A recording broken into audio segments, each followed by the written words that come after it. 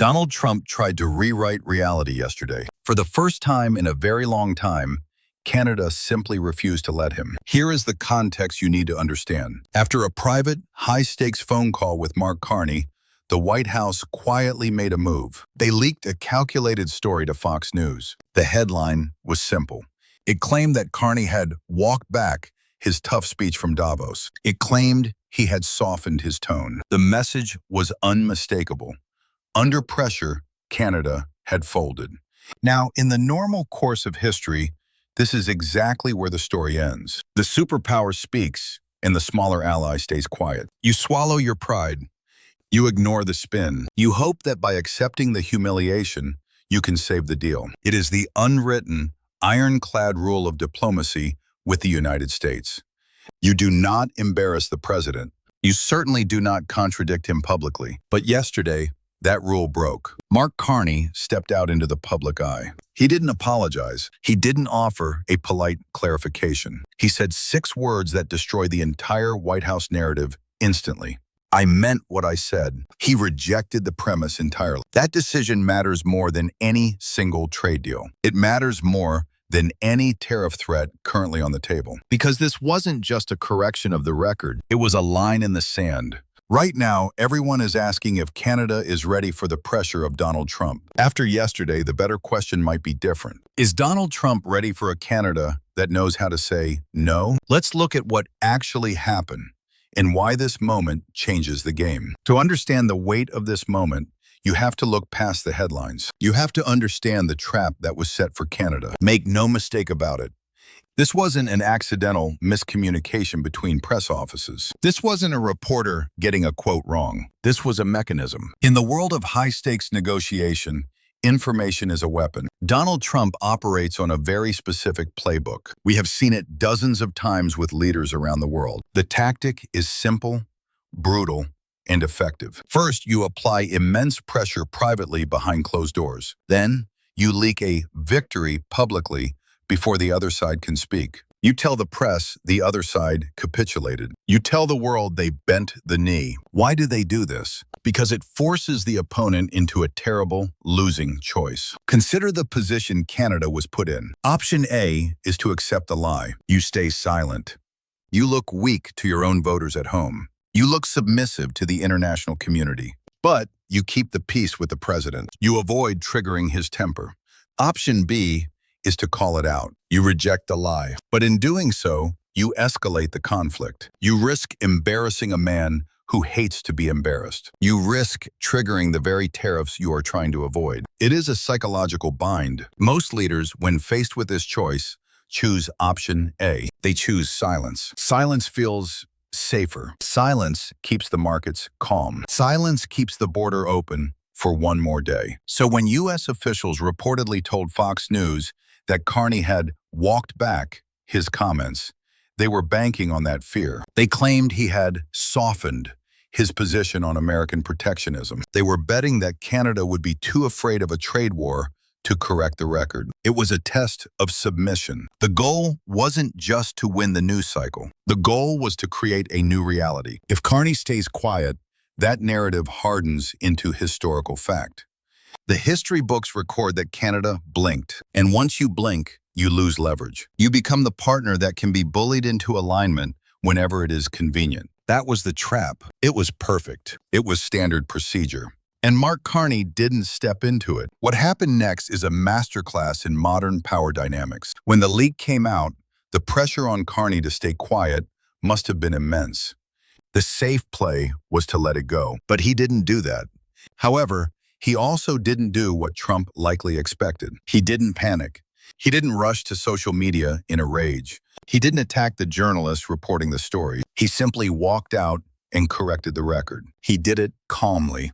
He did it deliberately. He confirmed the call happened. He confirmed that Trump initiated it. And then he dismantled the spin with surgical precision. He stated clearly, I meant what I said in Davos. This is the part that most observers miss. There is a specific kind of power in refusing to be provoked. If Carney had gotten angry, he would have lost. If he had sounded defensive, Trump would have won. Because anger signals fear. Anger is an escalation. And Donald Trump loves a fight. He feeds on conflict. Conflict validates him. It gives him a target to attack back. If Carney had lashed out, Trump could have made the story about Canada's disrespect. He could have pivoted to attacking Carney's tone. But Carney didn't give him a fight. He gave him a fact. By treating the White House leak as a simple error, he neutralized the drama. He treated it as something to be politely corrected, like a typo in a memo. He denied Trump the oxygen he needs to fuel a feud. It wasn't a shout. It was a stare. He didn't call anyone a liar.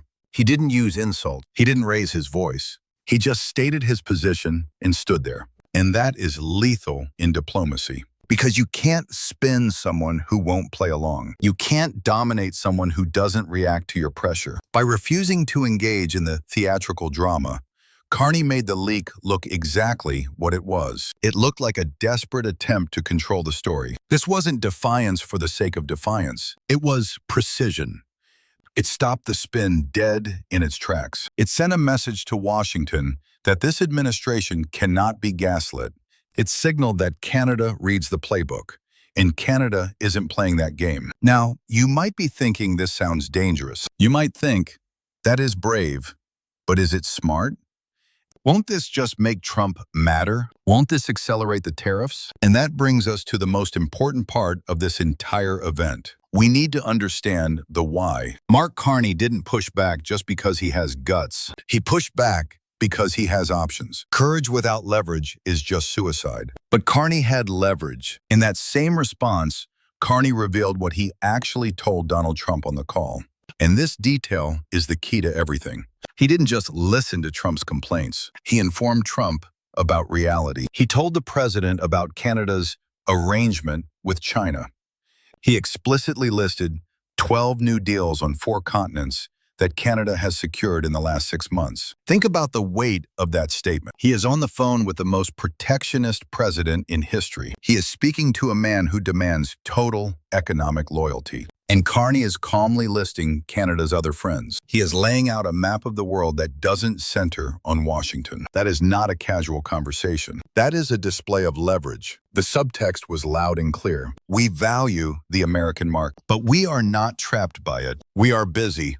We are building bridges elsewhere. We are not sitting by the phone waiting for your permission. This is the structural shift we've been analyzing for months. For years, the narrative has been that Canada is helpless without the U.S. The assumption was that we have nowhere else to go. The belief was that if the U.S. closes the door, Canada suffocates. Carney just reminded the White House that this is no longer true. The 12 deals aren't just trade agreements. They are insurance policies. They are escape hatches. Every deal with another continent reduces Donald Trump's power over Canada by a fraction. And when you stack 12 of them together, the math changes. Carney was effectively telling Trump that the cost of losing Canada has gone up. If the U.S. pushes too hard, Canada drifts elsewhere. And what was the reaction to this bold move? Did Trump explode? Did he hang up the phone? Did he launch a tweet storm?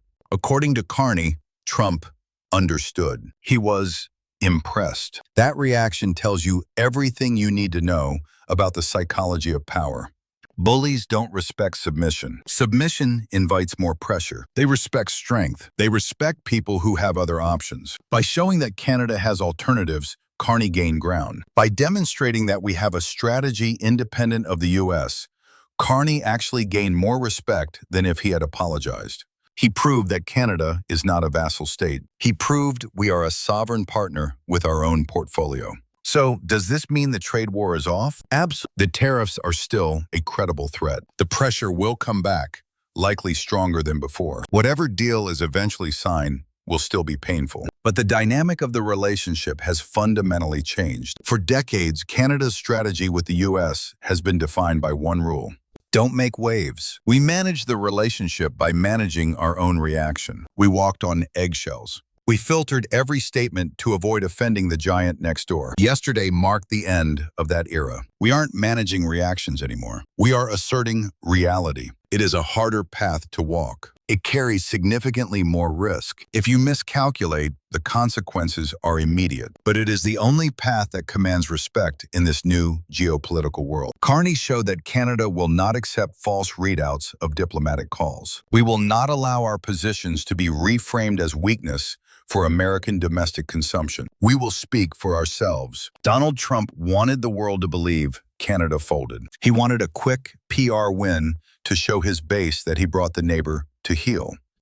And that changes the math for every negotiation that follows. It signals to the U.S. negotiating team that their old tricks won't work. Leaks won't work. Intimidation won't work. Fake narratives won't work. They will have to negotiate on substance. They will have to deal with a Canada that is awake and active. This is a Canada that is building a perimeter of alliances. This is a Canada that knows its own value. Pressure, it relies on your participation. Yesterday, Canada refused to participate. This wasn't just about a phone call. It was about maturity. It was about sovereignty. It was Canada stepping onto the world stage, looking a superpower in the eye and saying a simple truth. We define our own reality. That matters. It changes the precedent for the next 4 years, and it gives every Canadian a reason to watch what happens next with very close attention. The rules have changed, and Canada is the one writing them. Thanks for watching.